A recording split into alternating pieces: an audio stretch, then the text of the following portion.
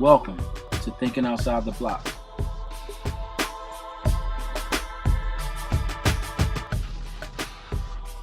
It's not just a TV show, but a different way of thinking. A way of thinking that allows us to be self-sufficient, self-reliant, and self-employed.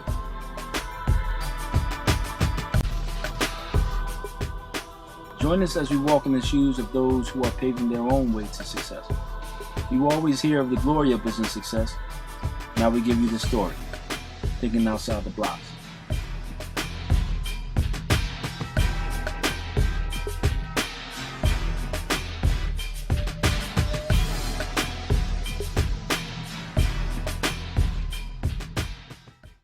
Welcome to Thinking Outside the Blocks. This week, we visit Old City, the site of Independence Hall, the Betsy Ross House, and the world-renowned Liberty Bell. From art to design to fashion, Old City is a sought-after destination for culture and commerce. This week, we take a look at two premier attractions: Vivant Art Gallery, which specializes in Haitian art, African masks, and island ceramics. And we have the Red Zone, which is reinventing the model of the classic American sports bar. Welcome to Thinking Outside the Blocks. I'm Jamil Worthy. I'm joined here with Florisy Morissette of Vivant Art Gallery. Welcome to the show, Florisy. Thank Glad you. to have you. Thank you for being here. It's an honor. First off, I'd just like to say it's a beautiful art gallery. I must say that. I'm seeing some very unique pieces here. And I've actually came here prior to actually meeting you personally. And I really enjoyed what I saw. I thought what you had was really different. And I said to myself, this is someone I'd like to meet up with at a later date. I wasn't aware that we would meet like this, but anyway, welcome to the show. Thank you. It's an honor. First off, just for our viewers who may not know you, can you tell us a little bit about your background, how you got into art dealership? Ideally, I started the gallery wanting to expose Haitian art and really educate people on the culture of Haiti. I'm of Haitian descent. And it slowly exploded into, well, there's so many other countries, Caribbean countries, that I wanted to show. Then it was local artists. And it's slowly transitioned to becoming a cultural arts gallery in the sense that I exhibit art from the African, Caribbean, and Latin American diaspora. Interestingly enough, to answer your question, I don't have an arts background and I don't have a business background. I went to school for psychology and biology, graduated from Duquesne University, and it was out of a passion for my culture and my country that I decided to get into the industry of really educating and using art as a medium to educate and empower others. The name Vivant, that struck me initially. As I said, I was here before, and just the name Vivant kind of stood out to me. I think it has a flair to it, a certain air of sophistication. Can you tell us what Vivant actually means? I wanted to pick a word that was descriptive of the art, and I'm of Haitian descent, and I wanted to think of a word that was Creole, that was French, and I kept thinking I want something descriptive of the gallery, of the artwork, and I came up with Vivant.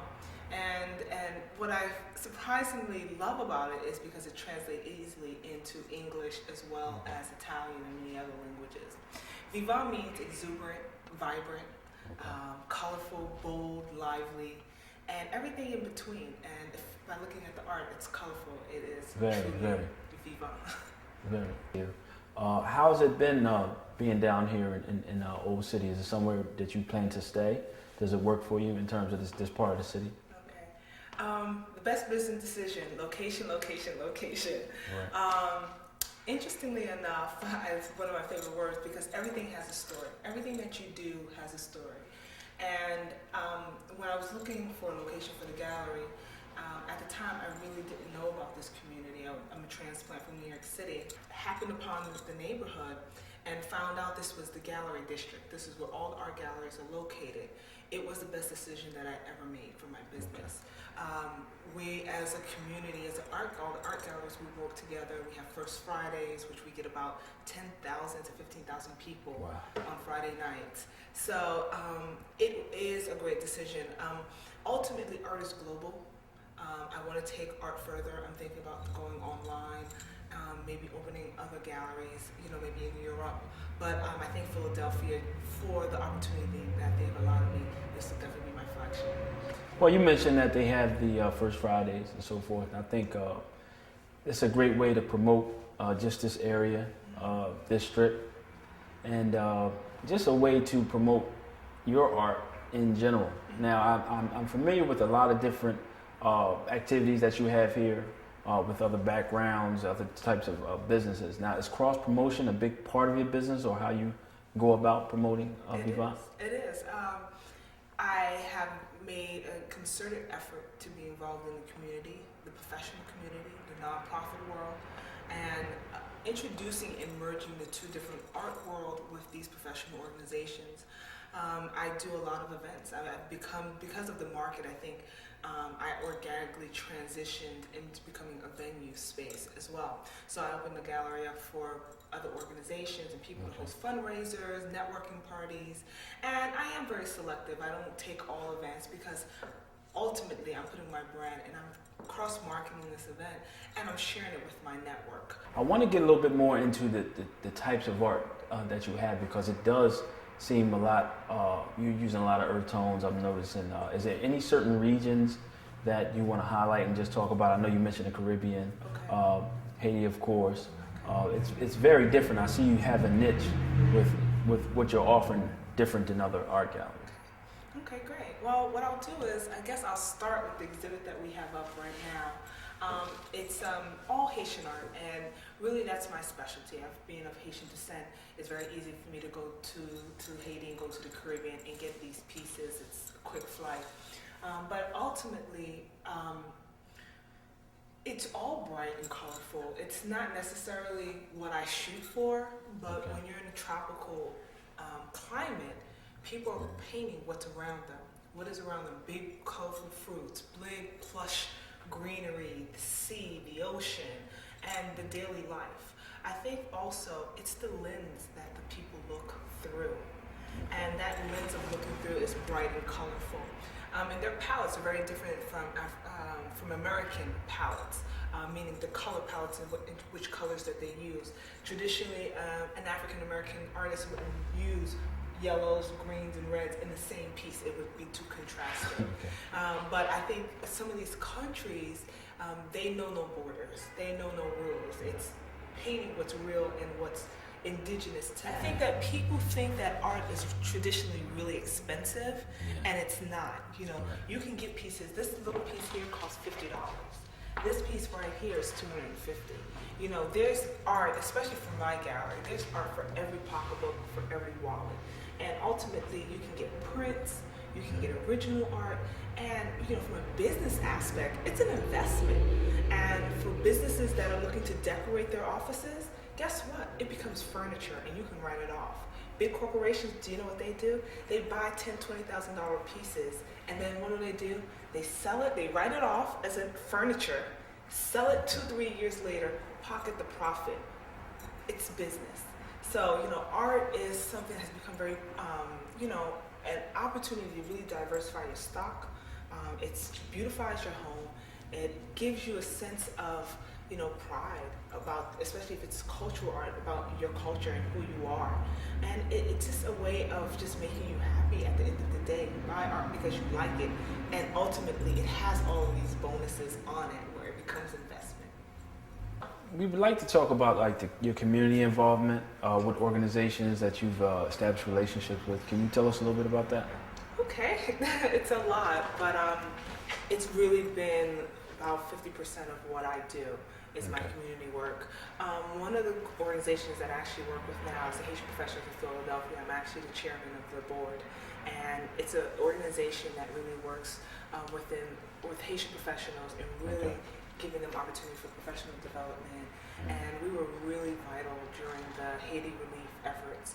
And we've, coming after the 1-year anniversary, really getting back to us and building that relationship between the different members. And you can find information online, the Haitian Professionals of Philadelphia. That's one organization that's really dear to my heart. Another one is the National Coalition of 100 Black Women. I actually chair the Arts and Culture Initiative, and it's a advocacy organization that works on the behalf of children and women but they work in the realm of policies and advocacy work, as well as health and education on a really high tier level. The women that are part of the organizations are very progressive. They're usually nonprofit leaders, lawyers, and judges, and really trying to change some of the legislation that's going on in the community. Florissy, you definitely have some beautiful art here. How would people get in contact with you? How would they find you? Okay. Oh, thank you. Well, this is a wonderful interview. I'm so excited that I was able to tell my story and hopefully help other business entrepreneurs that are out there.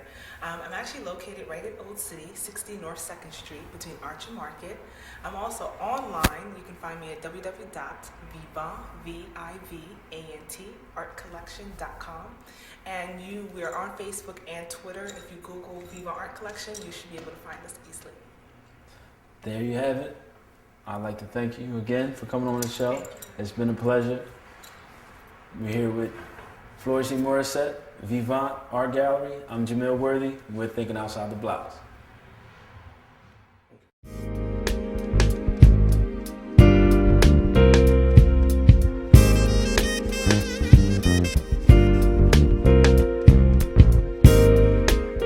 In this segment of Looking Back to Look Forward, we highlight the career of Michael Dell. Michael Dell started his business career as a 12-year-old stamp collector. Michael displayed an unusual business sense for his age when he printed his own catalog of stamps and distributed them to local auction houses. This direct sales method was the beginning of his success and shaped his business model for years to come. At the age of 13, Michael turned his hobby of rebuilding computers into a thriving business. In 1984, the Dell Computer Corporation was founded with just $1,000 in capital. With such limited capital, Michael was forced to develop a business model that required minimum expenditure. It was then he decided to build to order, eliminating the need to tie up working capital and inventory while also cutting out the middleman. This revolutionary move was the catalyst to his seemingly overnight rise to the top of the computer industry. Michael Dell is the youngest CEO ever to run a Fortune 500 company.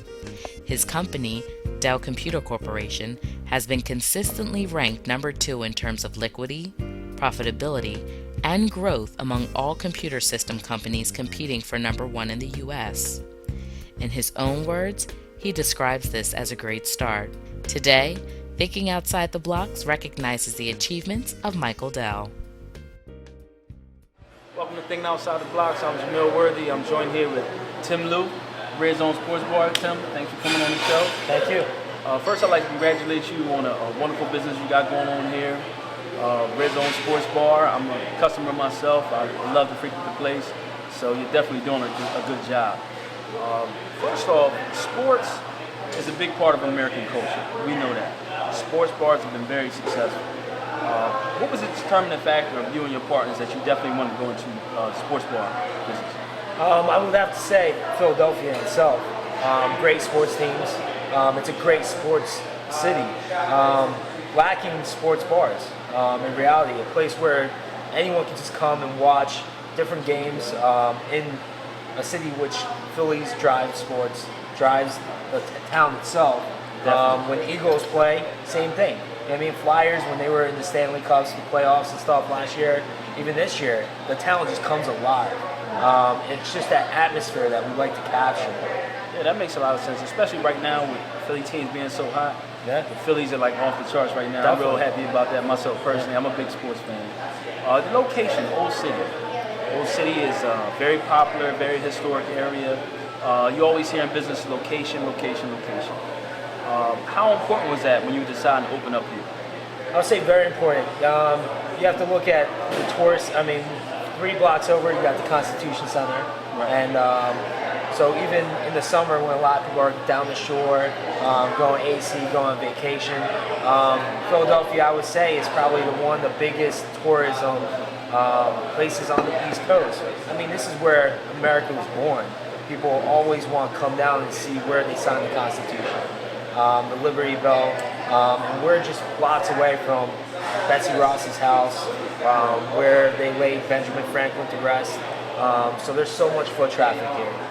Nice thing about Old City is you have so much variety of different bars and restaurants. and all different types where, you know what I mean, the tourists can basically have a taste of what Philadelphia is, but also have a taste of, you know what I mean, Cuban food, Mexican food, Chinese food, everything. So it's nice, you know what I mean? A lot of people say, oh, there's so much competition out there, but, you know, competition makes everyone excel in what they do. So I think that I welcome the competition, and I think together building up Old City as a whole with all these different avenues of food, of culture, is a great thing. And I think everyone's food and everyone's businesses will become better because we're not necessarily competing against each other, but we're creating a nice, diverse culture of Old City itself with its variety. So, Well, competition is good. Yeah. You know, I think it's good for the consumer. When you have a lot of different offerings, you know, it brings out the best. It brings the best quality to the consumer because you do have to compete for that dollar. Definitely. So it does make sense. The location again is great. I mean, if you're in Delaware, you know, you cross the line, you're right here, you're right off of the highway. I myself live in Jersey. I get here in about 15, 20 minutes. Definitely. Downtown Philly, the nightlife is great. What would you say definitely separates you or differentiates Red Zone from the other sports bars? We try to really focus on our food. A lot of times you go on a sports bar and you have this bar food, and it's, you know what I mean, in your mind when you think about sports bar and their food and going there and eat, a lot of times it's fried food. You're talking about like mozzarella sticks, you know what I mean, generic stuff. Not that we don't have a lot of the same offerings, but we try to bring it to you at a higher level. For example, we have cheesesteak nachos, which we have here, which I love. I mean, we have a chipotle ketchup on there. It's one of those things that we don't want you necessarily feel guilty about eating, but we want you to crave later on because it's so good. I mean, I'm not gonna say it's healthy for you, but it's. I mean, we make the chips in house, so everything's basically from scratch. You know what I mean, just like our potato buffalo skins. We have our crab cake BLT also. It's stuff that we like to eat ourselves, not just something that we want you to come to a sports bar and meet just your expectations of what we have. We want to excel. We want you to walk through the door, look at our menu and be, wow, what is that? Or try, you know what I mean, have us stand out, but also deliver a product that's, you know, really different. Not only just good, you know what I mean? You know what I mean, there's a lot of good sports bars out there, you know what I mean? But we want to appreciate the customer or our clients that come in and decide to spend their hard-earned dollar at our establishment by providing a very unique experience. So we try excelling at that. I mean, me personally, I don't even remember the name of it. It's a chicken wrap you have here with the sausage, spinach. That's my personal favorite. Our Italian chicken wrap. That's the one. Okay, that's the one. I love that. That's It's very good. tasty. I like that. It's good. I like that myself too. What type of events do you have going on? I noticed that you always have something like every night there's something different. There's a different event here. You always keep everybody guessing. Can you talk a little bit about that? Yeah, definitely. We like to try to bring a little bit of entertainment, not only just sporting events, but we have DJs, we have different things. We have a lot of different charity events. Of course, there's so many sporting events that it's really hard to even just discuss all of them. Like right now, we have women's FIBA soccer. You know what I mean? There's women's golf, PGA golf coming up, U.S. Open.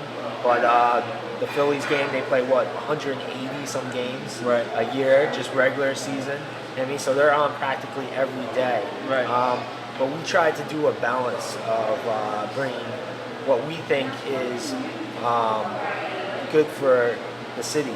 As in, we're not only providing you a venue to watch sporting events, but we're bringing you some DJs that are regular acts in the AC that travel the U.S. playing for different venues, and we try to bring them here so that you guys that Philadelphia has an opportunity to enjoy them as much as everywhere else. So really, we transcend your normal sports bar, or we transcend your normal bar, and we try to capture, I guess, a different demographic for a daytime, nighttime sporting event, and really our clientele ranges so much because of that. So. I noticed that it definitely ranges. I mean, you see from young to old. You see corporate types, you see everyday guys. So whatever you guys are doing, whatever formula is, it's definitely working. We'll be back with more Thinking Outside the Blocks with Tim Lou, The Red Zone.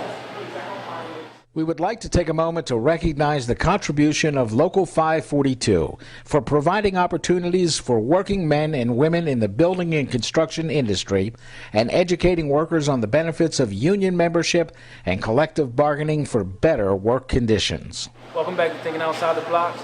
Tim, question.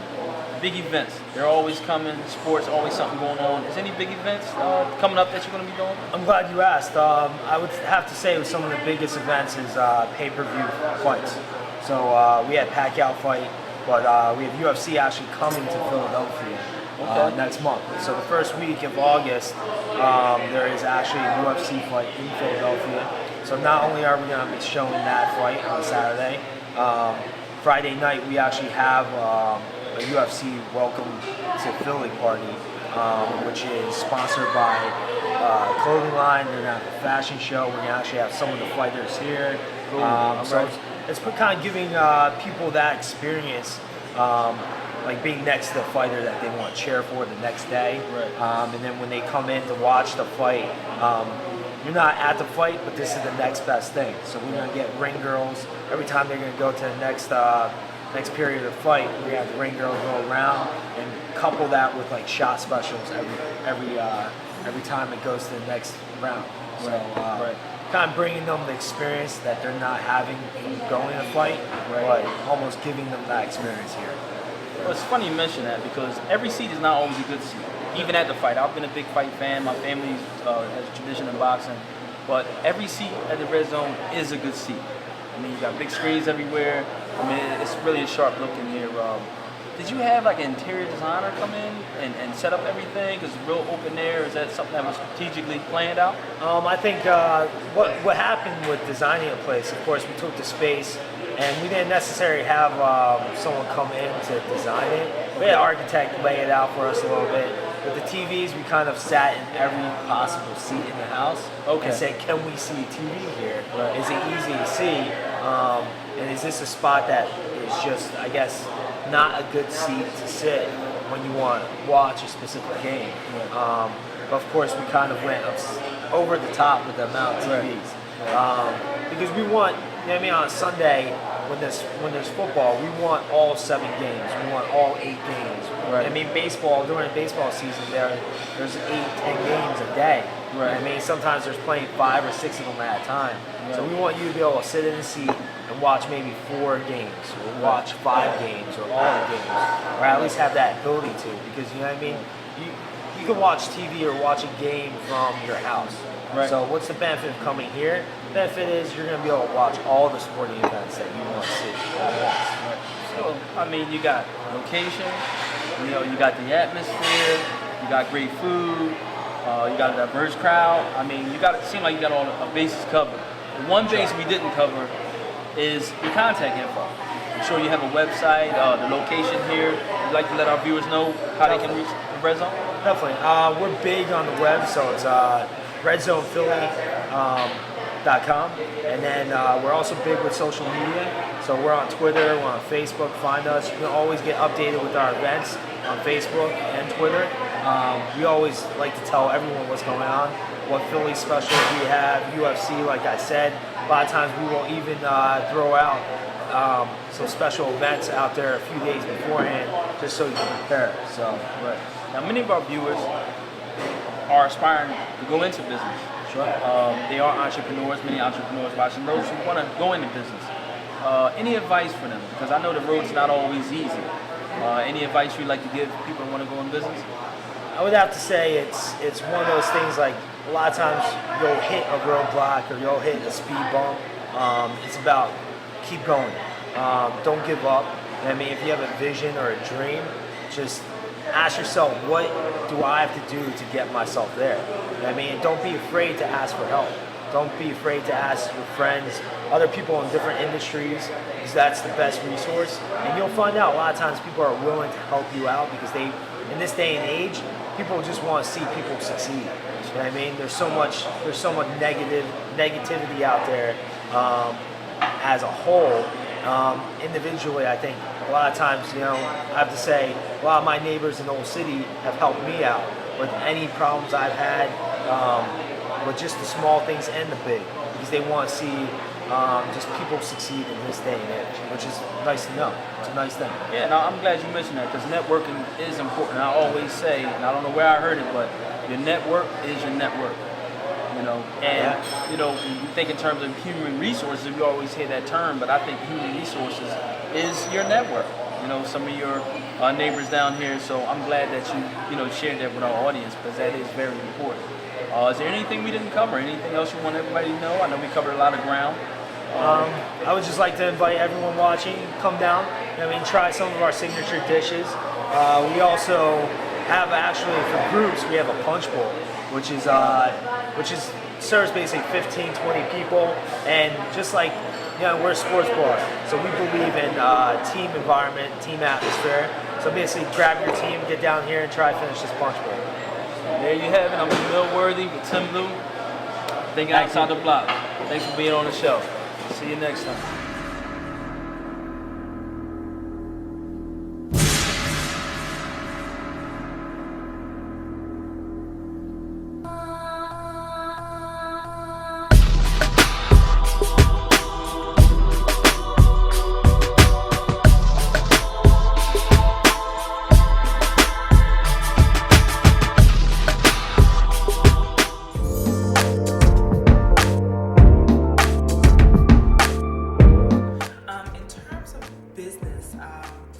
I think one of the good things that I've done, and I think that has prepared me and really propelled my business, is getting involved with a lot of different boards and nonprofits.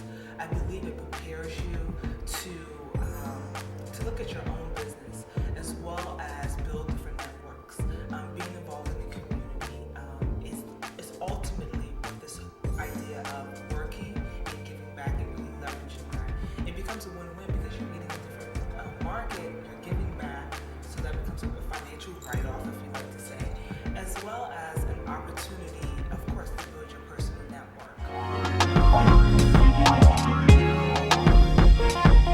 A lot of times you'll hit a roadblock or you'll hit a speed bump. It's about keep going. Don't give up. If you have a vision or a dream, just ask yourself, what do I have to do to get myself there? Don't be afraid to ask for help. Don't be afraid to ask your friends, other people in different industries, because that's the best resource. And you'll find out a lot of times people are willing to help you out because in this day and age, people just want to see people succeed.